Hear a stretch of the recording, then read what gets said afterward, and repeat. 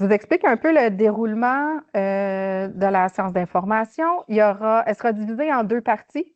Donc, une première partie qui concerne davantage là, la présentation de l'information qui se trouve dans la documentation de l'appel de projet. Et c'est principalement moi qui aurai la parole. Et puis, pour la deuxième partie de la présentation, il y aura la période de questions.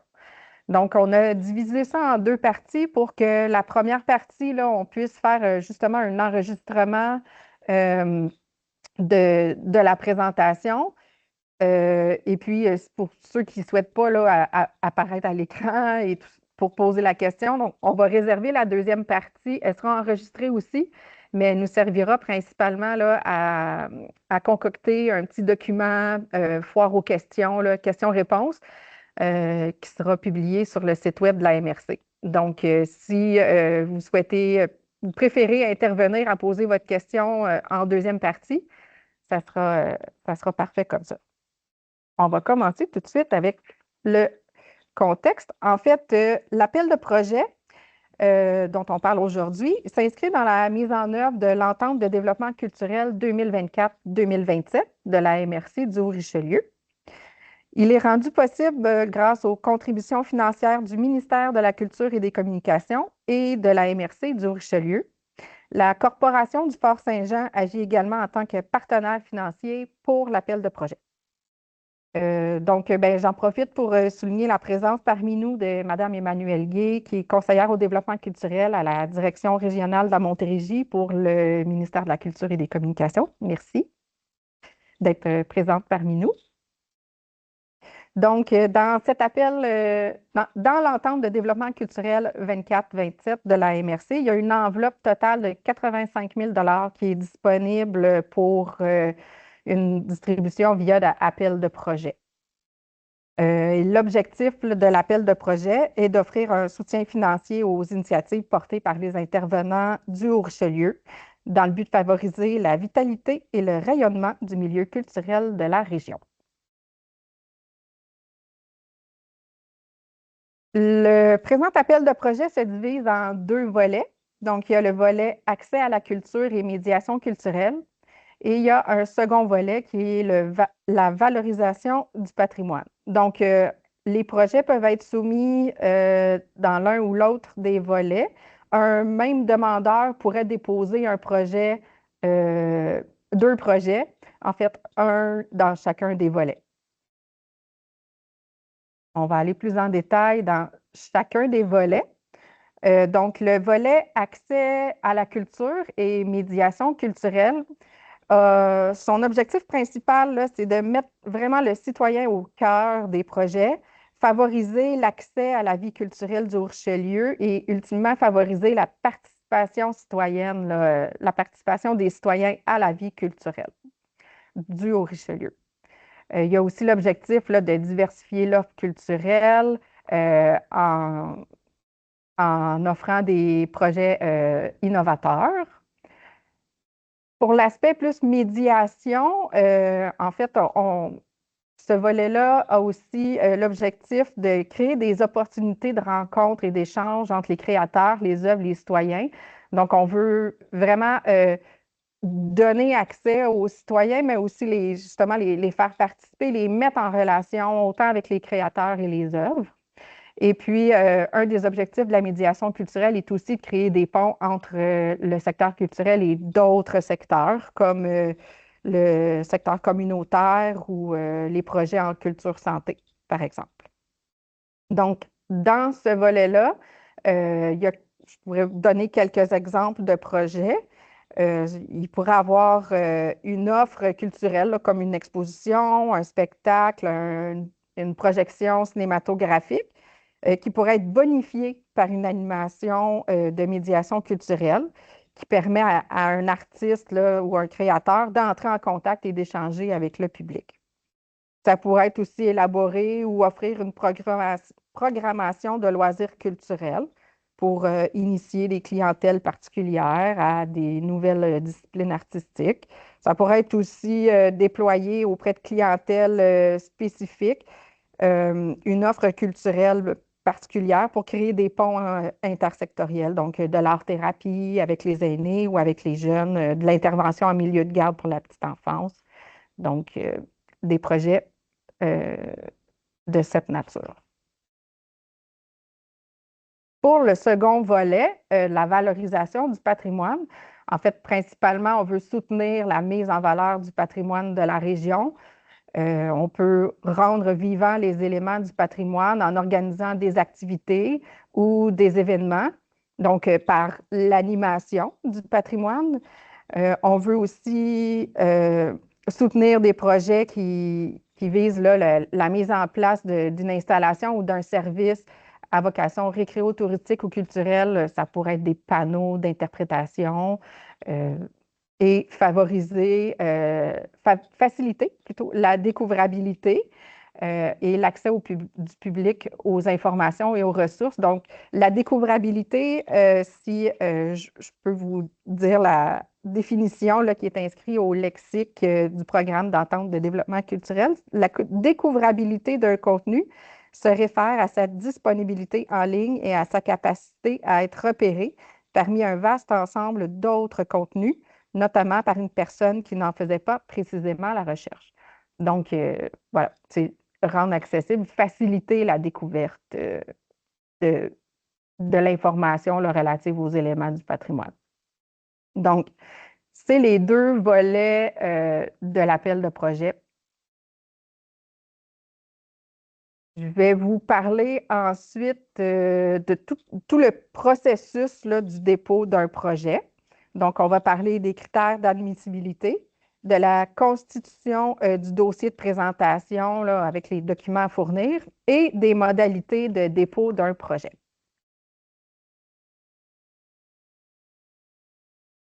Donc, pour l'admissibilité des demandeurs, le demandeur doit avoir son siège social sur le territoire de la MRC du Richelieu et y exercer ses activités. Il peut être constitué comme un organisme ou une coopérative à but non lucratif. Ça peut être aussi une organisation à vocation culturelle et ou patrimoniale.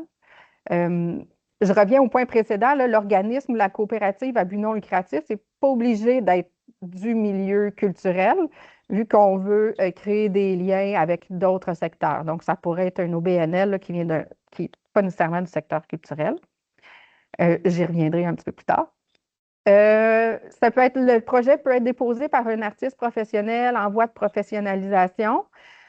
À ce moment-là, on suggère fortement à l'artiste là, de créer des partenariats avec un OBNL ou avec une municipalité, avec un autre type de demandeur admissible là, pour renforcer le partenariat du projet. Sont aussi admissibles les établissements publics comme les centres de la petite enfance ou les résidences de personnes âgées ou les établissements du milieu scolaire. Pour les établissements du milieu scolaire, j'y reviendrai dans les projets admissibles. Là, il y a une petite particularité. Et les municipalités du territoire du Richelieu sont admissibles également. Tout organisme à but lucratif, les commerces, les entreprises privées ne sont pas admissibles. Et puis, dernière chose, nous invitons les demandeurs dont la mission principale n'est pas à vocation culturelle ou patrimoniale à développer un projet avec l'implication d'une ressource spécialisée du secteur culturel. Donc, je vous disais tantôt, l'OBNL ou la coopérative à but non lucratif qui n'est pas du milieu culturel, mais en fait, on recommande là, que le projet y ait une implication d'un intervenant du milieu culturel là, pour donner plus de poids, de crédibilité au projet. Dans l'admissibilité des projets, donc évidemment, le projet doit répondre aux objectifs de l'appel de projet et s'inscrire dans un des volets. Il doit être limité dans le temps et non récurrent. Donc, par-delà, non récurrent, on veut dire un projet novateur qui n'a pas déjà été réalisé ou qui ne sera pas répété. Et limité dans le temps, en fait, on en parlera un petit peu plus tard. Là, il y a un échéancier, le projet doit avoir un début et une fin. Et il doit présenter un caractère innovant, je l'ai déjà nommé, et être réalisé sur le territoire de la MRC du Richelieu. Donc, ça peut être dans une ou plusieurs municipalités du Richelieu, que ce soit la ville de Saint-Jean ou une des municipalités rurales. Donc, le projet là, pourrait se réaliser à un seul endroit, mais pourrait aussi là, faire une espèce de tournée régionale et avoir un impact là, dans plus qu'une municipalité. Pour le milieu scolaire, le projet doit se réaliser en dehors des heures de classe. Euh, Parce que les activités qui se réalisent durant les heures de classe relèvent davantage d'autres programmes du ministère de la Culture et des Communications, comme Culture Éducation ou les sorties culturelles en milieu scolaire. Donc, pour les projets qui nous concernent présentement, là, dans cet appel de projet, ils doivent se réaliser en dehors des heures de classe. Donc, les projets qui ne sont pas admissibles sont ben, toutes les activités courantes ou récurrentes de l'organisme. Un spectacle seulement ne serait pas admissible. Pour qu'il rencontre les critères d'admissibilité, le spectacle doit être associé à une action de médiation culturelle, de loisirs culturels, d'animation ou de présentation. Donc, il doit avoir un petit plus, là, un bonus à seulement la présentation d'un spectacle. Ne sont pas admissibles également les célébrations de fêtes nationales ou de commémorations. Et puis, comme ça a été évoqué là, pour les projets en milieu scolaire, là, tous les projets qui ont reçu, qui reçoivent ou qui sont admissibles dans un autre programme du MCC ou dans un autre ministère ne peuvent pas être admissibles à cet appel de projet-ci. Donc, il y a d'autres critères d'admissibilité pour les projets. Euh, je vous ai relevé là, les principaux critères, mais je vous invite à consulter le guide du demandeur ou aussi, si vous préférez aller plus loin, là, les balises du programme d'entente de développement culturel là, pour valider l'admissibilité d'un projet. Vous pouvez toujours communiquer avec moi aussi pour valider là, si votre projet serait admissible. Pour ce qui est de l'admissibilité des dépenses, donc les dépenses qui sont admissibles doivent être liées directement à la réalisation du projet, que ce soit au niveau des ressources humaines, qui peut couvrir des honoraires professionnels ou des droits, des cachets d'artistes ou des salaires des employés. Ça doit être vraiment pour la réalisation du projet. Donc, pour les salaires d'employés, il faut calculer le nombre d'heures là, qui sont consacrées au projet. Euh, pour les cachets d'artistes, ça peut être autant pour de l'animation, de la médiation ou de la formation, de la création, de la diffusion. Il faut toujours penser que les projets sont au bénéfice du citoyen et de la citoyenne.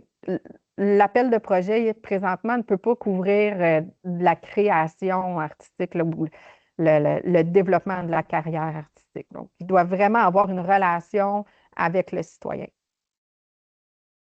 Dans les dépenses admissibles, on a aussi tout matériel qui est destiné à la clientèle et nécessaire pour la réalisation du projet, de l'achat d'équipements. Il y a une petite notion à retenir pour l'achat d'équipements. Là, les frais sont limités à 50 du coût du projet, à l'exception d'un projet numérique. Mais il y a un petit aspect à surveiller là, si vous faites l'acquisition d'équipements dans le cadre du projet. Et en termes d'espace, ben, la location là, proportionnelle à l'utilisation des locaux peut être admissible comme dépense.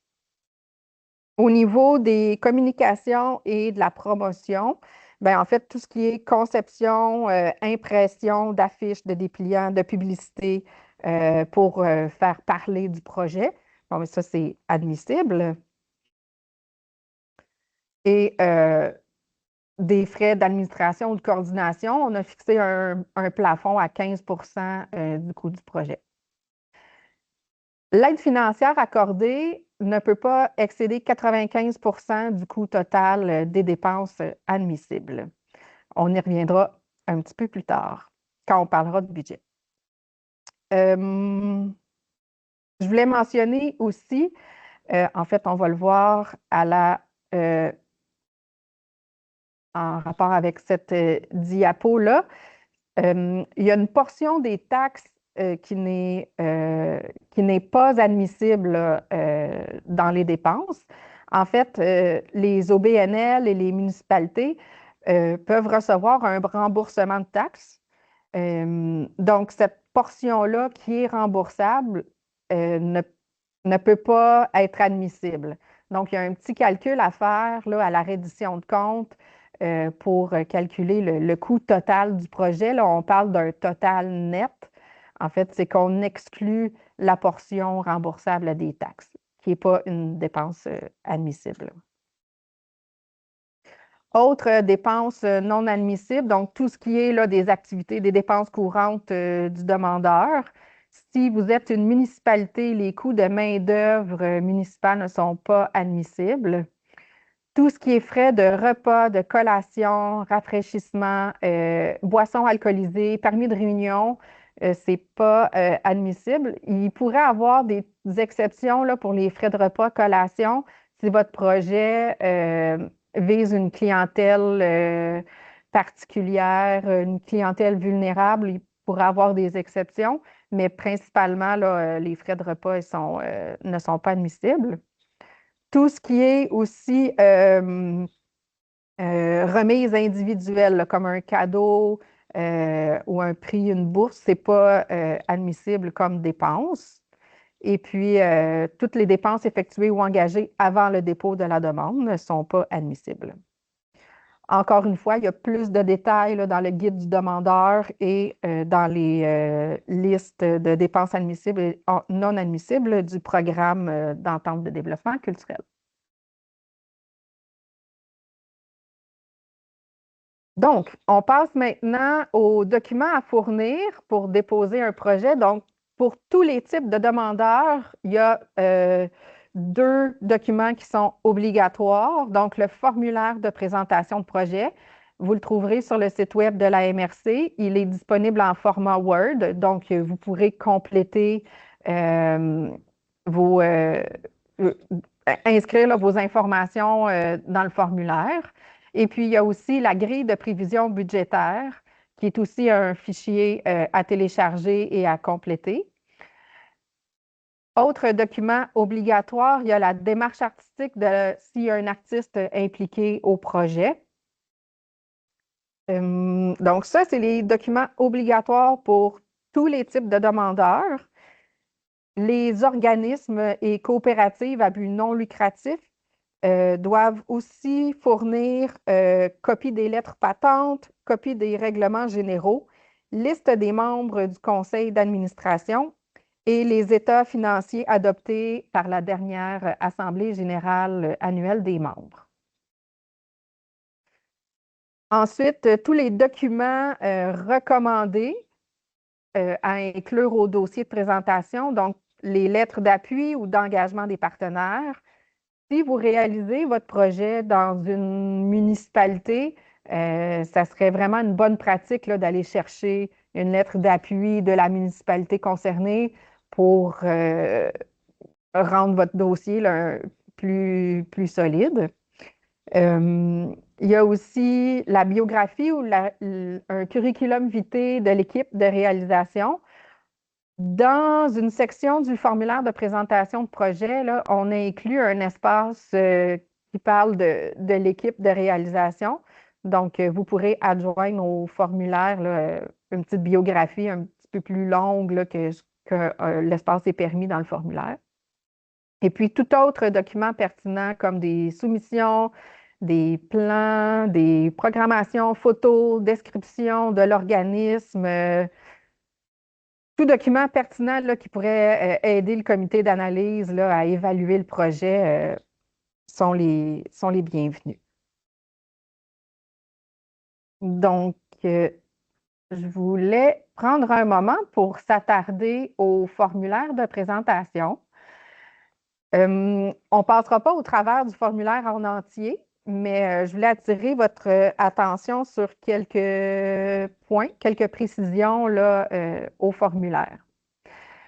Donc, dans la section A, qui est la première section, là, qui donne un aperçu du projet, on vous demande un résumé succinct. En fait, c'est qu'il nous est arrivé par le passé d'avoir à faire la promotion des projets qui étaient soutenus et puis on préfère que la petite phrase là, qui résume le projet soit de votre cru.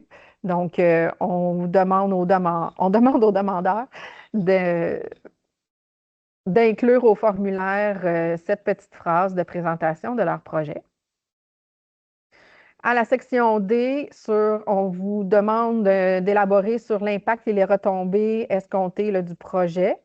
Et on parle du caractère innovant. Donc, le caractère innovant, euh, je l'ai mis la définition ici, c'est défini par son caractère original, créatif, qui bonifie l'offre ou l'accès culturel existant. Donc, on veut un aspect de nouveauté dans le projet. Ça pourrait être un projet qui a déjà été réalisé, mais on veut quand même qu'il y ait un aspect là, de nouveauté, d'innovation. On ne financera pas un projet qui a déjà été réalisé comme tel. À la section E du formulaire de présentation, on parle des effectifs. Donc, c'est ici là, qu'on souhaite que vous démontriez la capacité du demandeur ou l'expertise qui sera mise à profit pour réaliser le projet et le mener à terme. Et puis, ben, je l'ai déjà dit, la bonne pratique, là, communiquer avec la ou les municipalités qui seront touchées par le projet.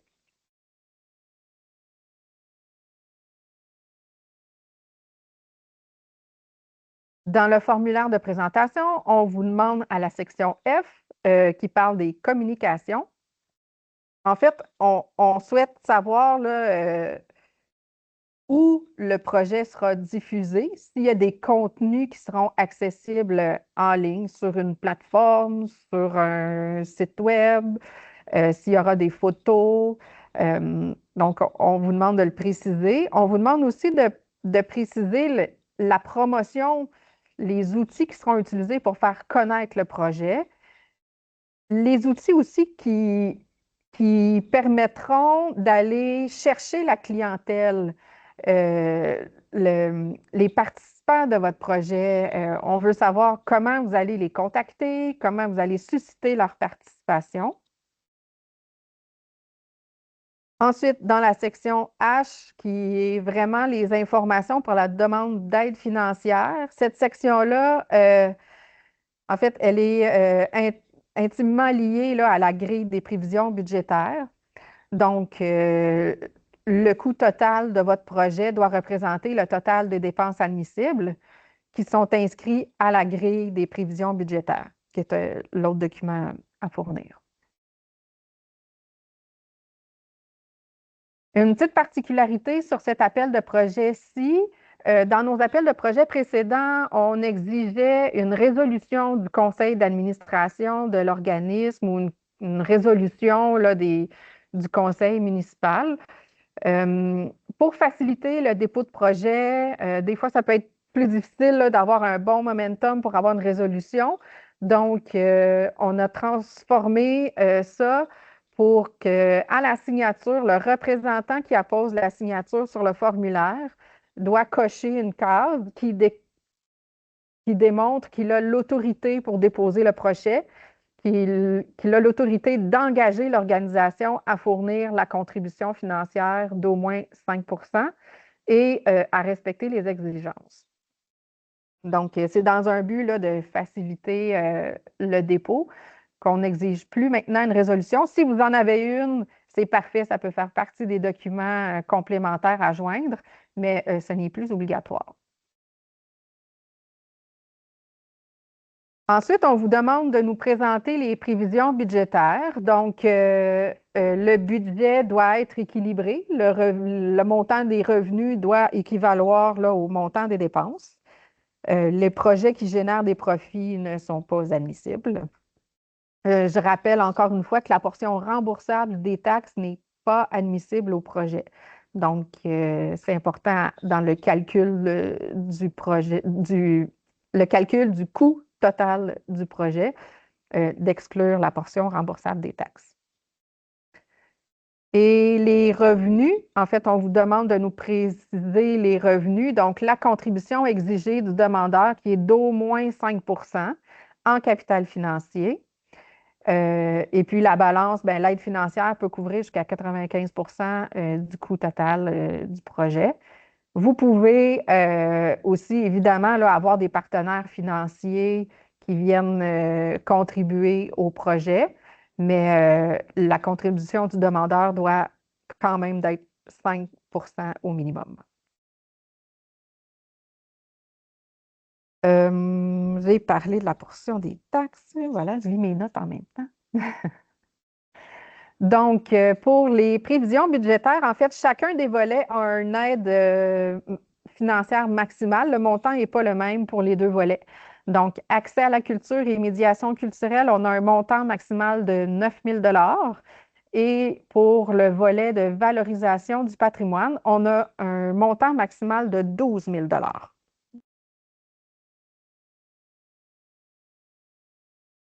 Les modalités pour déposer un projet. Euh, Donc, pour faciliter le traitement des fichiers, une fois quand ils nous sont envoyés, là, c'est beaucoup plus facile pour nous de les traiter s'ils sont en format PDF. Donc, on vous demande là, idéalement de les enregistrer et de nous les fournir en format PDF. Les fichiers images doivent être en format JPEG ou PNG.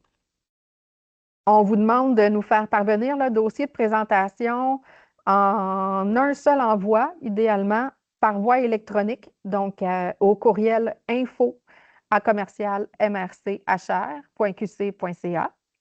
Et puis la date limite de dépôt est le 20 avril 2026 à midi.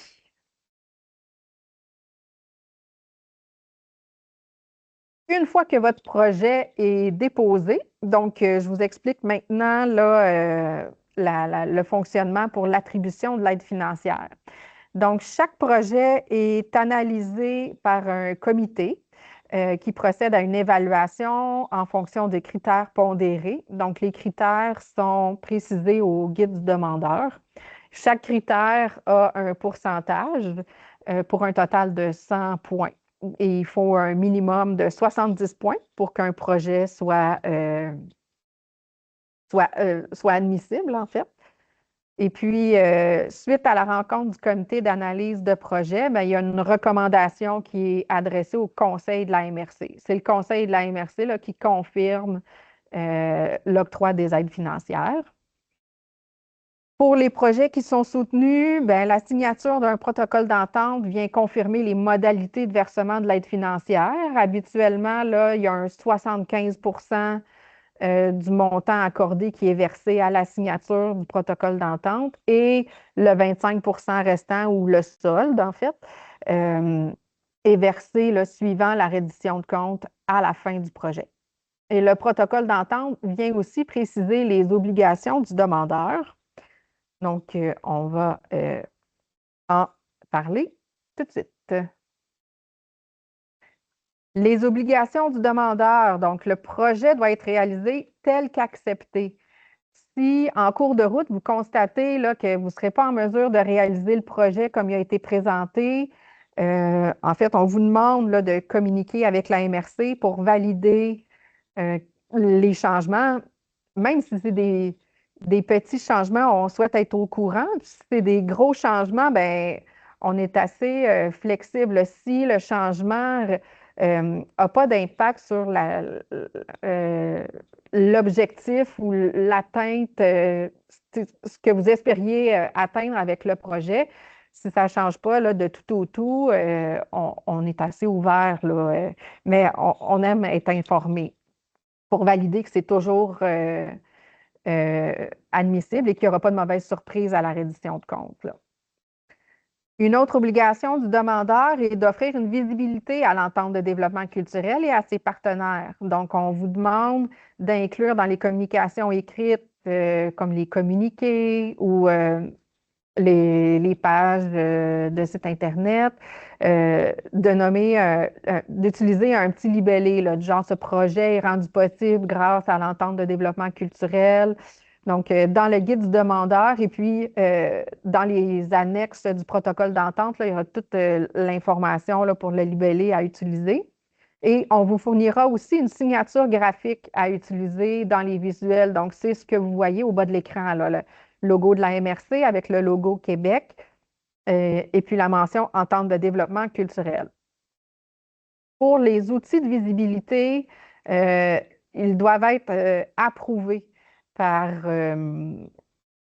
la MRC et par le ministère. Là, si vous utilisez la signature graphique, c'est plus facile. Si vous avez à modifier un peu la disposition des logos, il faut absolument faire approuver le visuel là, par le ministère. Donc, on vous demande là, de nous envoyer les fichiers. Nous, on se chargera de faire valider le tout. Et puis, il y a des petits délais de quelques jours quand même à prendre en compte là, pour l'approbation. Ensuite, ben là, vous réalisez votre projet, il se termine et voilà maintenant le temps de rendre des comptes. Vous devez nous démontrer en fait comment l'aide financière a été utilisée.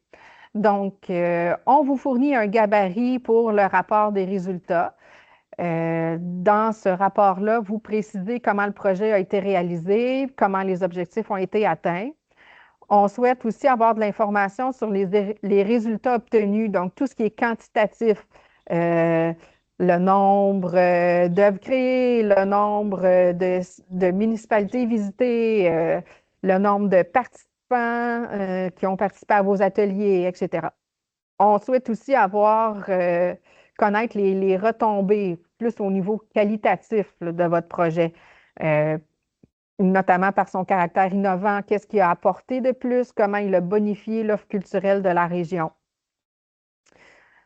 On souhaite aussi obtenir des démonstrations de la visibilité, donc les endroits où vous avez publié, la signature graphique, les endroits où vous avez mentionné, utilisé le libellé pour mentionner la contribution financière de l'entente de développement culturel.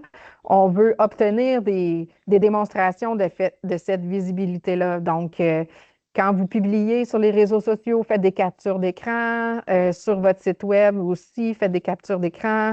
Envoyez-nous vos affiches en format PDF, ce genre de démonstration-là. Comme le formulaire de dépôt et la grille des prévisions budgétaires qu'on a parlé tout à l'heure, là, tous les fichiers modèles que vous devez utiliser sont disponibles sur le site web de la MRC. Vous pouvez les télécharger. Ils sont soit en fichier Word ou Excel. Vous les complétez et vous ne les faites parvenir en PDF, par contre. Donc, dans la reddition de compte, on a aussi évidemment le bilan financier. Donc, pour le bilan financier, on vous demande de compléter une grille de compilation des dépenses. Donc, chaque dépense aura sa ligne. On vous demande de les classer là, en catégories comme les ressources humaines, le matériel, les communications, là, ce qu'on a vu tout à l'heure. Et la compilation de la grille vous permet d'avoir le coût total net et c'est un montant qui doit être rapporté dans le rapport des résultats. Donc, les deux documents là, sont très importants. Pour chacune des dépenses, on vous demande de nous faire parvenir des pièces justificatives. Donc, on a besoin des factures, copies de contrats, bordereaux de paye, reçus. Et on a aussi besoin de la preuve euh, que cette dépense-là a vraiment été acquittée. Donc, une confirmation d'un virement électronique, une copie de chèque encaissé qui est disponible à votre institution financière. Ça peut être des relevés de carte de crédit, démontrer que ça a été payé. Donc, c'est ça, c'est important, là, on a besoin pour chaque dépense, là, de la facture, mais de la preuve aussi là, qu'elle a été payée. Et pour vous éviter là, d'avoir à retracer des dépenses qui datent de plusieurs mois, on vous suggère fortement là, de garder le suivi au fur et à mesure de la réalisation de votre projet. Parce que, bon, par expérience, pour avoir accompagné quelques demandeurs par le passé là, qui devaient retourner loin dans leur relevé d'opération pour aller chercher les preuves de paiement, là, ça peut être un petit peu plus compliqué. Donc, un petit conseil là, de garder le suivi là, à chaque étape de réalisation de votre projet. Donc, l'échéancier de l'appel de projet, la date limite de dépôt est le 20 avril à midi. Ensuite, il y aura la rencontre du comité d'analyse pour confirmer l'octroi des aides financières à la séance du conseil de la MRC du mois de mai. Donc, une réponse devrait parvenir aux demandeurs autour de la mi-mai, autour du 15. Et puis, on souhaite que les projets se terminent au plus tard le 30 juin 2027. Donc, ça laisse un petit peu plus qu'un an pour compléter le projet. Donc voilà, c'est ce qui complète, moi, ma présentation. On va procéder maintenant à la période de questions.